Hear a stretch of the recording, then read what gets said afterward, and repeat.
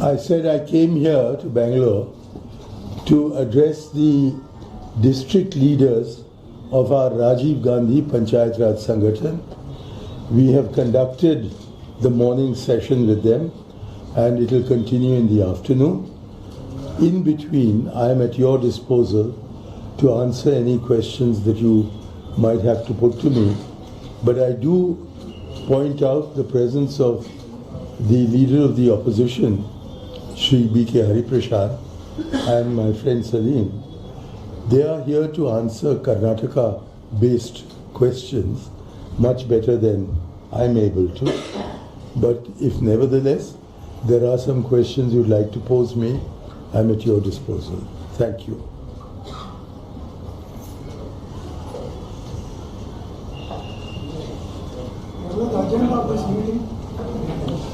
The agenda of the meeting was simply to take stock of where Panchayati Raj in Karnataka has reached and to see what is the role that active Congress workers can play in giving political content to Panchayati Raj in both directions, in terms of taking to the people in their villages what are their rights under Panchayati Raj and to what extent is the Karnataka government fulfilling those rights. And secondly, in the opposite direction, the grievances of the people with regard to shortcomings in Panchayati Raj.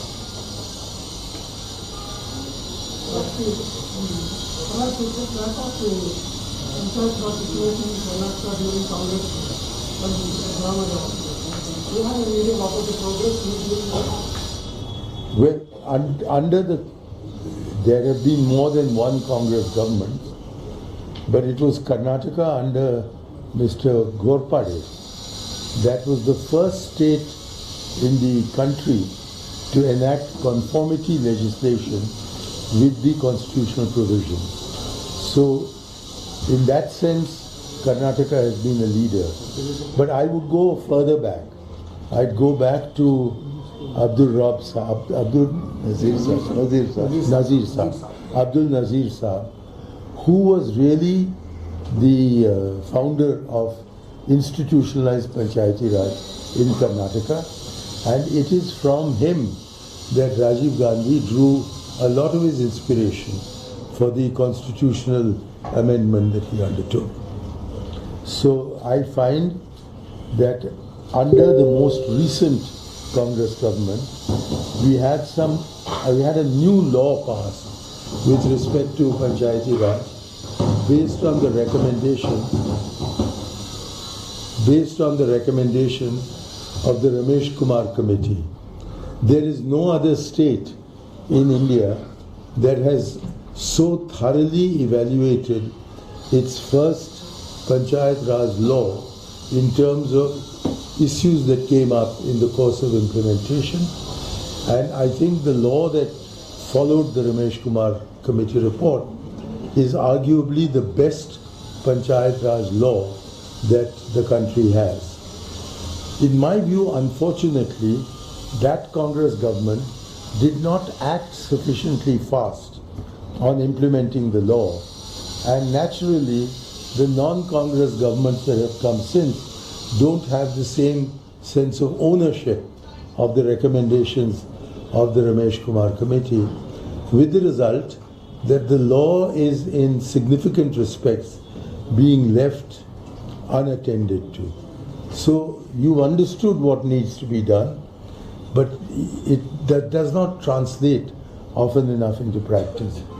But because you have a Karnataka Panchayat Parishad that is very active, you have probably the best Panchayat Raj department in the whole world, in the whole country, led by a lady of exceptional ability. I don't think there's any technical problem in implementing the law in letter and spirit. It's a question of the political will.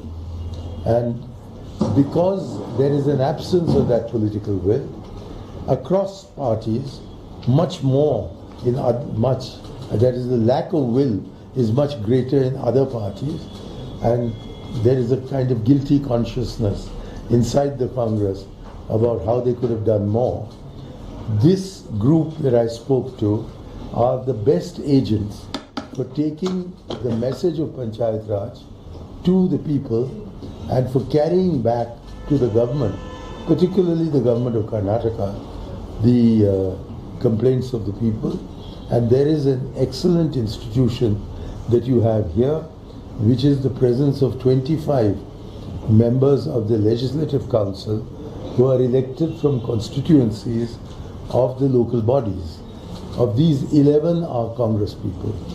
And therefore we can begin with the 11 Congress people, move towards the larger grouping of 25 MLCs, move beyond that to the Legislative Council, bring some pressure to bear on the government and the MLAs so that the Legislative Assembly also becomes active in this regard.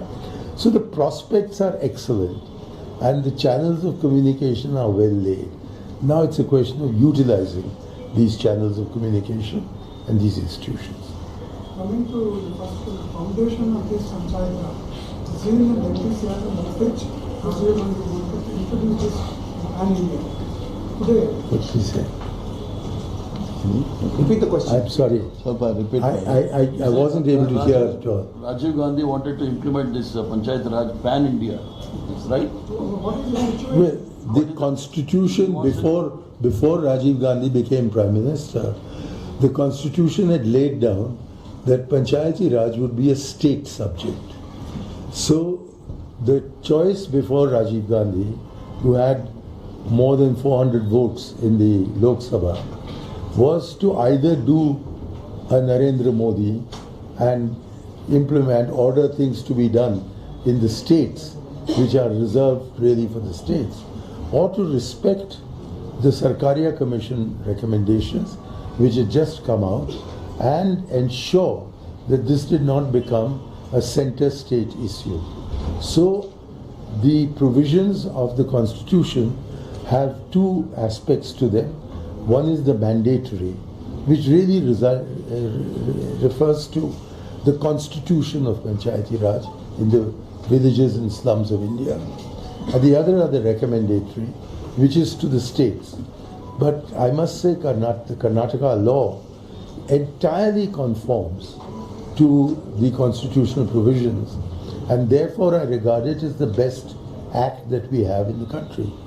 And this act, if it were fully implemented, would certainly put Karnataka on the top position. He wanted to know the